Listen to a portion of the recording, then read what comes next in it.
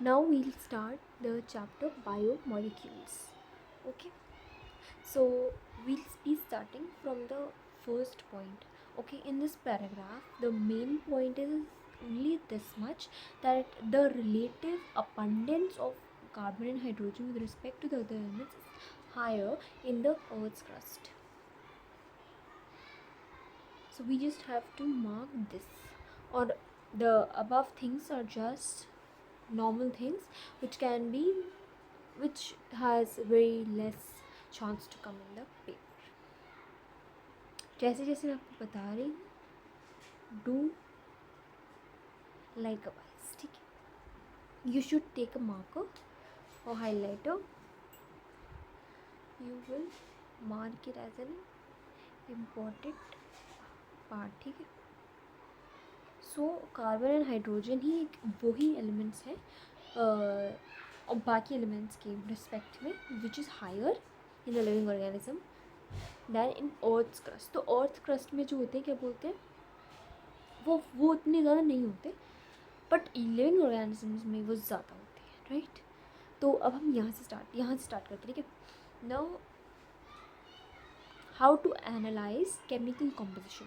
Now chemical composition को हम analyse कैसे करें, ठीक है. तो हमको ये जानना है कि हम कोई ऑर्गेनिज्म या फिर हमको कोई टिश्यू है किसी किसी का, तो हमें इसमें देखना है कि उसमें क्या क्या कंपोनेंट्स हैं और what is the composition of it, किस चीज़ों से बना हुआ है. तो फर्स्ट ऑफ ऑल यहाँ पर, ठीक है, ये है analyse chemical composition. So we have to just take a living tissue कोई भी ले लो, ठीक है. Then grind it in mortar and pestle with the trichloroacetic acid. Trichloroacetic acid, so what is the role of this chemical. ये क्या करता है, हमारी जो सेल होती है उसको लाइस करता है. Now what do you mean by lyse. That means break down of cell, ठीक है. ब्रेक डाउन ऑफ सेल करेगा तो जो सेल के अंदर कंपोनेंट्स है वो बाहर आ जाएंगे. ओके, नाउ क्या बनेगी, फिर स्लरी बनेगी, उसे हम फिल्टर करेंगे. Now if you filter, now this is a cheese cloth, ठीक है. So this is being used for filtration. Okay, जो ऊपर बच जाएगा उसे हम रिटेंटेट बोलेंगे, जो नीचे आ जाएगा उसे हम फिल्ट्रेट बोलेंगे, ठीक है. Now retentate is also known as acid insoluble pool which is not soluble in this thing, right. So filtrate को हम सॉलेबल बोलेंगे because as it is being filtered from this, तो वो सॉलेबल हो चुका है. तो अब हम बात करते हैं रिटेंटेट के बारे में. रिटेंटेट के अंदर वो आते हैं जिनका मैक्रोमोलिक्यूल, हाँ, this is also called as macromolecules, which means कि इनका जो वेट होता है ना, वेट इज़, और you can see size is more, तभी वो चीज़ क्लॉथ के जो पोर्स होते हैं उसमें से पास आउट नहीं हो सकते. तो हम वही है इसकी बात. फिल्ट्रेट के अंदर these are micro molecules which can be pass from the cheese cloth. तो उनका ऑफकोर्स जो साइज़ होगा वो कम होगा एज़ कम्पेयर टू रिटेंटेड वाले पार्ट्स में.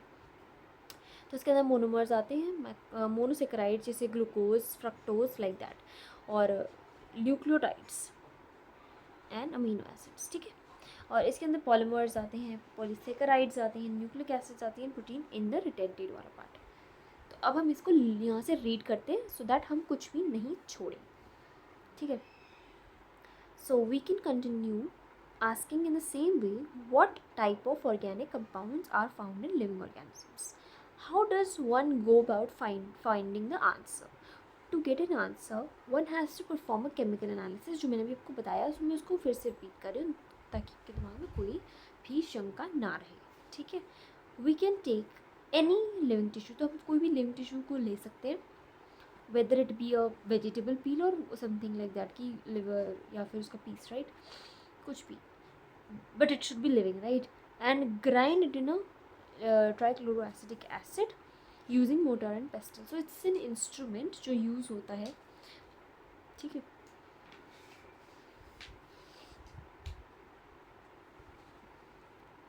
Market. Wait a second.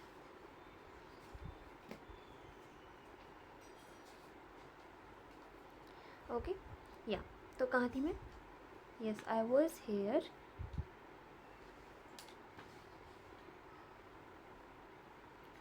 Mark the mortar and pastel, ठीक है। तो हमने ये बोल दिया था वी ऑब्टेन द स्लरी, तो हमने स्लरी भी बना ली चीज़ क्लॉथ से, इसको हमने क्या किया, फिल्टर आउट किया। सो फिल्ट्रेट बना, एक फिल्ट्रेट बना विच इज़ एसिड सॉल्युबल वाला पार्ट, रिटेंटेड बना जो एसिड इनसॉल्युबल वाला पार्ट है। तो scientist have found thousands of organic compounds in the acid soluble pool. Acid soluble pool में उन्होंने बहुत कुछ देखा। And if you want to know the proper definition and also easy for you to learn कि biomolecules क्या होते हैं, so you can write that all the carbon containing compounds present in the living organism is called as biomolecules. Okay. In higher classes, you will learn about how to analyze a living tissue sample and identify it. It will suffice to say here that one extracted from the compounds, then is subjected to extracted from the separation, and like this, all the carbon compounds that we get from a living, yeah. So हम इसे बोल सकते हैं.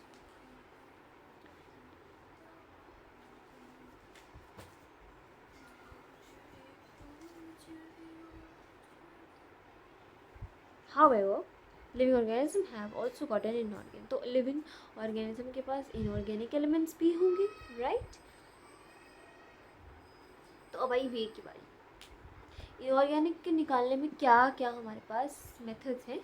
सो हम क्या करेंगे, one way a small amount of living tissue. तो living tissue का पहले क्या करो, ये लिविंग टिश्यू है ना, इसका पहले वेट निकाल दो। मतलब ऑफकोर्स लिविंग टिश्यू के बाद तो वाटर कंटेंट तो होगा ही, तो उसे वेट बोलते हैं जब उसको मेजर करते हैं, ठीक है, बिना क्या बोलते हैं उसकी करें, ड्राई करें। तो फिर जब हम इसका वेट निकाल देंगे तो हम इसको ड्राई करेंगे। जब इसे ड्राई करेंगे तो वाटर विल बी इवेपोरेटेड, तो हमारे पास ड्राई वेट बचेगा। जब हम ड्राई वेट को ऐश में मतलब एम से उसे जला देंगे तो उसके अंदर जो उसके अंदर ऐश बचेगी, ठीक है, और कार्बन डाइऑक्साइड एंड वाटर तो उड़ जाएगा। तो ऐश के अंदर हमें इनऑर्गेनिक कंपाउंड्स मिले जो कैल्शियम एंड मैग्नीशियम थे, और भी थे बहुत सारे थे, right. This is just an example for this, right. तो या अब let's move further, way will be all the water evaporates. यही बोला मैंने, material gives dry weight. Now if the tissue is being burnt तो oxidize हो जाएंगे and yeah it's being removed. Carbon ये जो नहीं है, carbon dioxide and water vapors वो सब चले जाएंगे. So what is remain is ash. So it's inorganic elements present होंगे, calcium, magnesium. Inorganic compounds like sulfate, phosphate is also seen in acid soluble fraction. Therefore elemental analysis gives an elemental composition of living tissues in form of hydrogen and oxygen, chlorine, carbon, and etc. While analyzing the four compounds gives an idea of the kind of organic and constituents, ठीक है। From a chemistry point of view, one can identify a functional group like aldehyde, ketone, aromatic, but for biological view, हमको amino acids, nucleotide basis और ये सब चीज़ देखनी होती है, ठीक है। तो हाँ, now amino acids. Now we come to at amino acid. Amino acids are organic compounds containing an amino group and an acidic group as substituents on the same carbon, the alpha carbon, alpha amino. So yeah,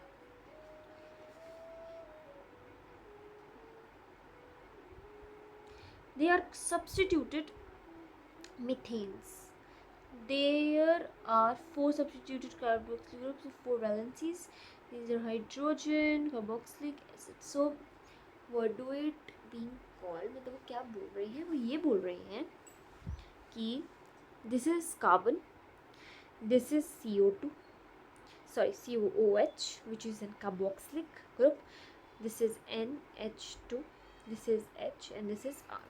So in this amino acid वाला जो वो है ना, क्या बोलते हैं, structure, तो ये सब्स्टिट्यूटेड मीथेन होता है because methane is what, H H H और ये भी एच, तो इसमें से substitute means H is being removed and something is being added, that's called substituted bro, okay. तो ऐसे ही बोल रही हूँ, सब्स्टिट्यूट हो रखा है। तो अब यहाँ पर क्या बचा, कार्बोक्सिलिक एसिड अमीन है, इसके अंदर एक एच है, तो ये this is called as variable. तो इधर ही सब कुछ जुड़ेगा जो हम बोलते हैं एसिडिक वाला अमीनो एसिड, बेसिक वाला अमीनो एसिड, जैसे न्यूट्रल में ग्लाइसिन है, लाइक दैट, तो वही है ये। ओके, तो हमारे पास जो प्रोटीन होते हैं ना, प्रोटीन आर 20, ठीक है, 20। सो वीडियो बहुत लंबी हो जाएगी, सो हम नेक्स्ट में इसको कवर अप करेंगे। बाय।